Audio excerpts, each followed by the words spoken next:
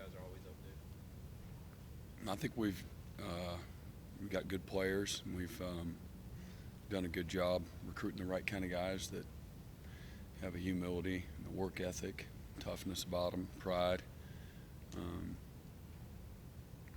good leaders.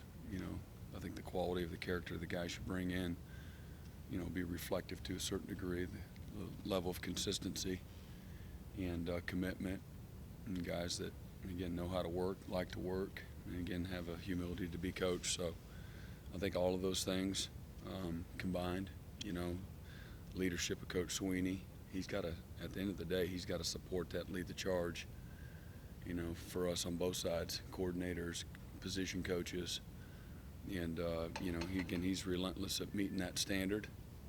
And some years it might be reflective of you being a top 5 unit, top 10 unit. In some years you might be a top 25 unit, but just maximizing whatever you have and whatever you are, you know, getting that out of our guys. I think, you know, me personally as a coach, I just take a lot of pride in getting better every day, and you know, not being satisfied, wanting more, expecting more, and then being consistent as a coach. Don't change from week to week.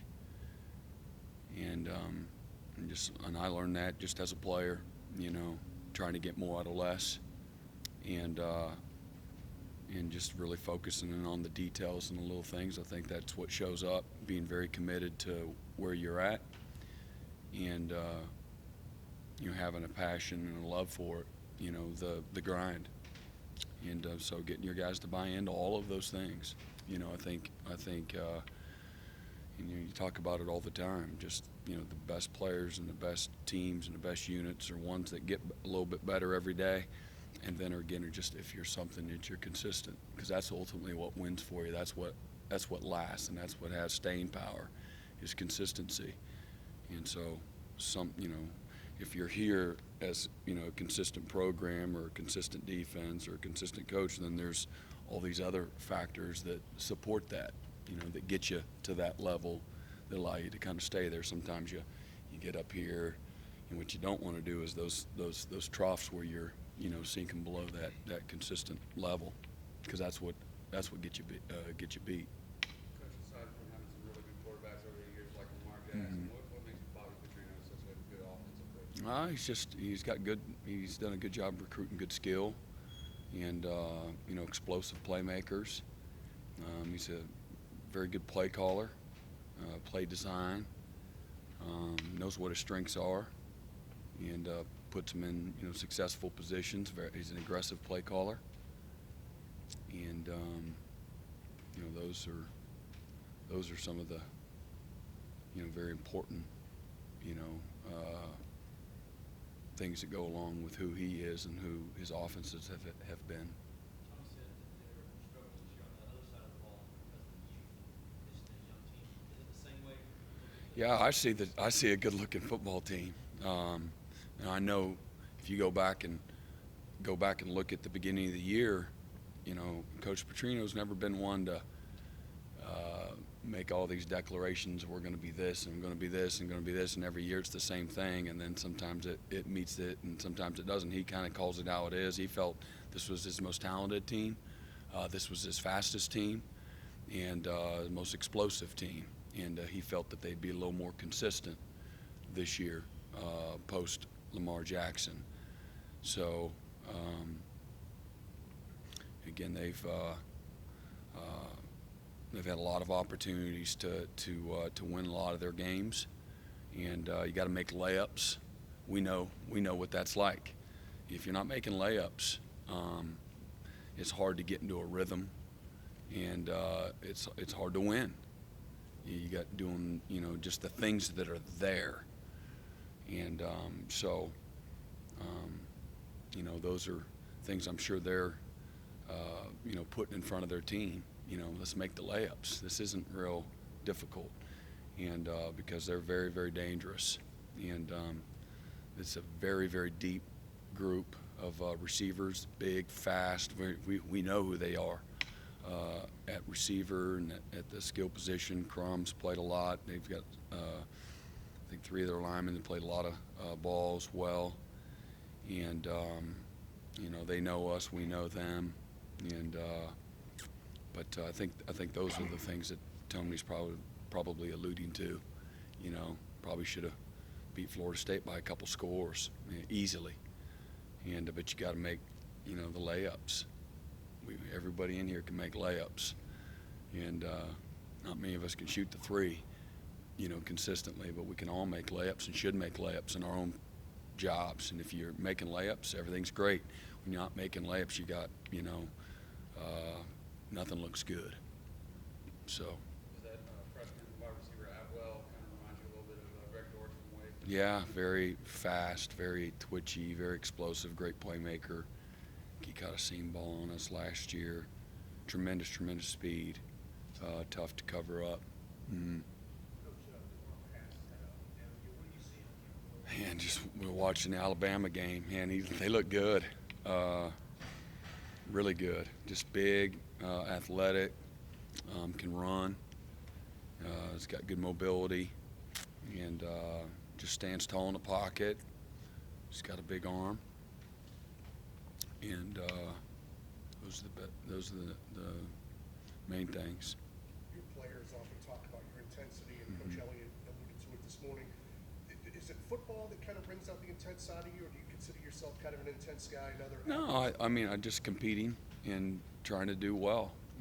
Just I've always been, I wake up, I'm coaching and working for my job today. That's how I've always felt, and it just felt a responsibility to my colleagues and our players, and to the people that you represent, Clemson University, to do the best job that you possibly can. I think passion and intensity are part of that if you want to do great. And I've got a love for my job, and so a lot of that is easy for me because I love what I do. But just feel a very strong sense of responsibility to in this position. There's a million people that love to have this opportunity. Don't screw it up. So that's where I come from. Are you similar in other aspects of your life? I don't think so. I think people that meet me beyond game day or practice or whatever would say, "Well, he's actually a nice guy." He had a long, easy conversation with me. I love life. I love people. There's football coaches, again, that's what I do, but that's really not who I am. I love to compete, but I'm pretty easy going off the field. Brent, going back to Saturday, Xavier Kelly had an explosive sack play. Talk about his development in the defensive line. Yeah, so he's very disruptive on Saturday. Even he helped a lot of other guys make plays, not really necessarily to the naked eye, because somebody else got credit for the tackle, but he made a lot happen, and he's just that trajectory and where he's going.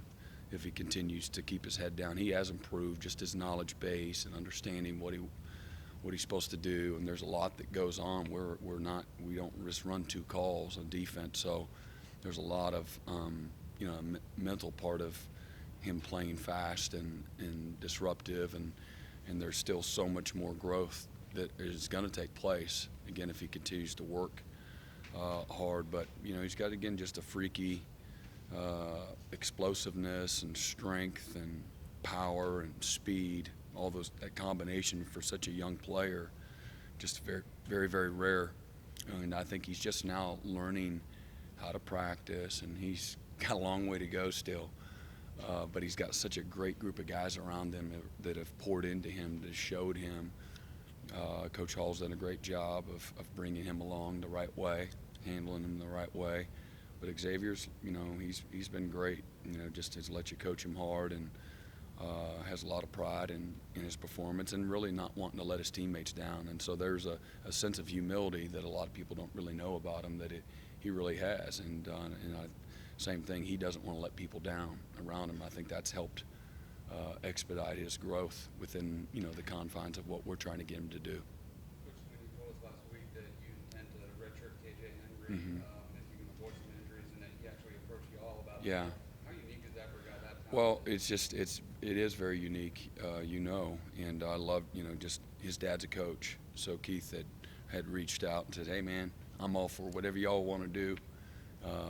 KJ's, he can, here's where I see he can benefit, but he's all yours. And so really appreciated that about Keith. KJ knows the benefits of what a redshirt year can do for him, growth physically in particular, and then mentally. And we've knew that all along, just wanted to continue to develop him as much as we could. And again, you never know what can happen. You lose a guy or two guys, next thing you know, you really need him. He's in the too deep. So, but he's been wonderful, and I think that's really going to pay huge benefits for him. One, being able to play with the new rule, and then two, getting a taste of some power hour here prior to Christmas. How would you assess Dexter's season so far? It's good, man. He's so much better mentally and physically than where he was a year ago at this time, and what a tough guy. A year ago, people have no idea just the pain that he was in, and then he's still a young player. We see this gigantic human being that's got such a special skill set that, but you still need to play and develop. There's so much more to, for just to look at him a year ago and he just barely played.